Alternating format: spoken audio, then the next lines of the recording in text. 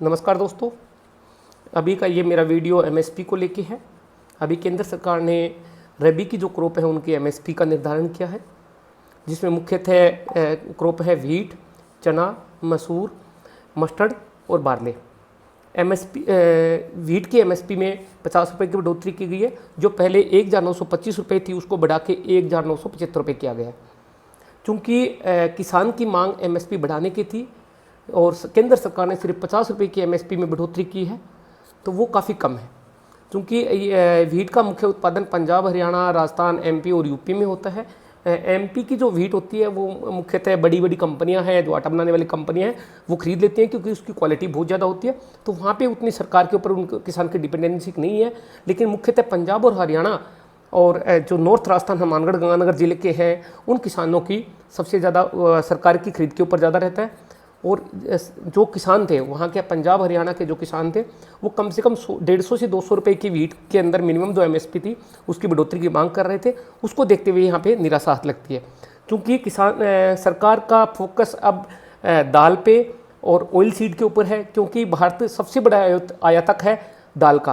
और केंद्र सरकार दाल के मामले में आयात को कम से कम करना चाहती है और अपने किसानों को उससे ज़्यादा पैसा देके किसानों को जो वीट की क्रॉप है या दूसरी और क्रॉप है उससे दाल के ऊपर लाना चाह रही है।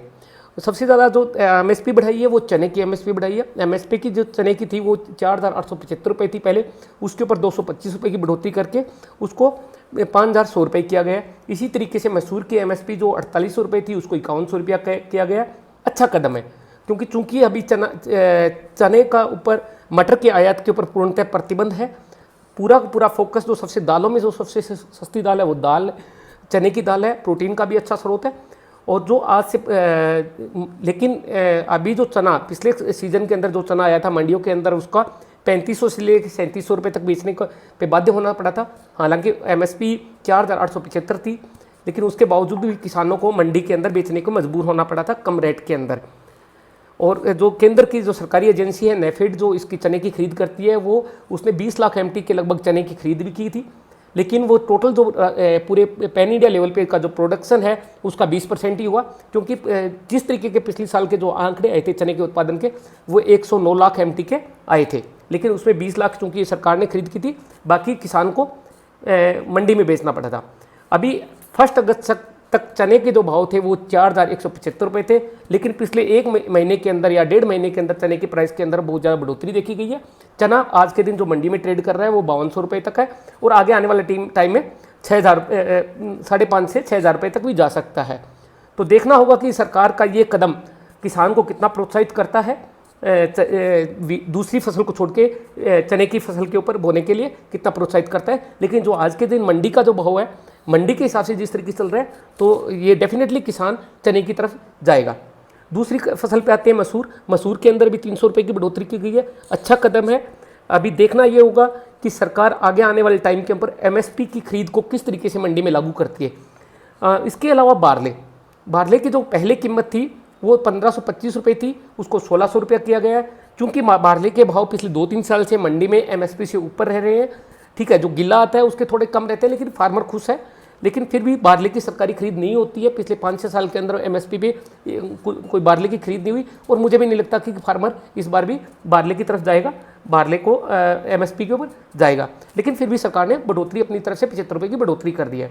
क्योंकि अभी सरकार का फोकस ऑयल को भी कम से कम आयात करने पे है कि कम से कम विदेशों से कम तेल को भारत में मंगाया जाए और उसको अपने भारत के किसान को आत्मनिर्भर किया जाए। उसके हिसाब से सरसों की फसल है उसके अंदर भी एमएसपी 225 रुपये बढ़ा के जो पहले 4425 रुपये थी उसको 4650 रुपये किया गया। स्वागत योग्य कदम है।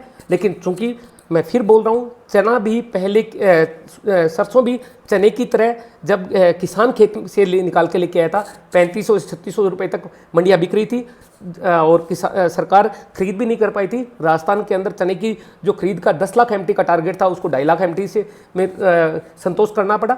लेकिन अभी पिछले दिनों से मंडियाँ बढ़ रही हैं, धीरे धीरे बढ़ रही हैं। आज के दिन सरसों के भाव 5200 से लेकर 5300 रुपये प्रति कुंटल जयपुर के एक्स मंडी के भाव बोले जा रहे हैं।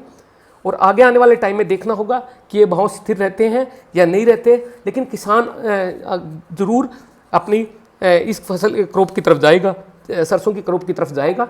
और बाकी अभी देखने वाली बात ये होगी कि ये मंडी एमएसपी तो कर दी है, इसका इम्पैक्ट जो नया ऑर्डिनेंस आया है उस पर मंडियों पे कैसे रहेगा, ये देखने वाली बात होगी। लेकिन एक स्वागत योग्य कदम है सरकार का, एमएसपी में बढ़ोतरी लगभग 5 से 7% तक बढ़ोतरी की गई है, स्वागत योग्य कदम है। लेकिन फिर मैं वीट के लिए आना चाहूँगा, वीट के अंदर बढ़ोतरी और होनी चाहिए थी, इसके ऊपर सरकार को ध्यान देना चाहिए था। आज के दिन वीट का जो रेट होना चाहिए था वो 2100 रुपये कम से कम होना चाहिए था, क्योंकि एक वीट का क्या है, कंजप्शन है, पूरे लोग भी उसके ऊपर इफेक्ट होते। तो सरकार ने सब कुछ देखते हुए वीट के अंदर 50 रुपये की बढ़ोतरी की है। धन्यवाद।